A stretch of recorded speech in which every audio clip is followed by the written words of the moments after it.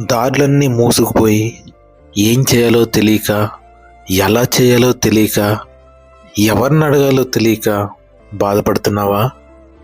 మోషే తర్వాత ఇశ్రాయేల్ ప్రజలను నడిపిస్తున్నటువంటి యెహోషువ మీదకు హోషేరు రాజైన యాబీను ప్రపంచ రాజులందరితో కలిసి నలుదిక్కుల నుంచి ఇశ్రాయేల్ ప్రజల మీదకు దండెత్తుతూ ఉంటారు.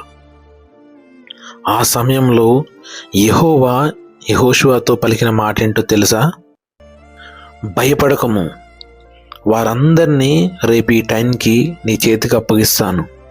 వారందరూ కూడా ఇశ్రాయేల్ చేతిలో సంహరింపబడిన వారుగా రేపు ఈ టైంకి మీకు ఇచ్చే బాధ్యత నాది.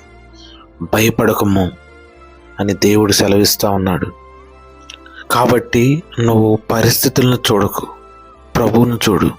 మన ప్రభువుకు సమస్తము సాధ్యమే.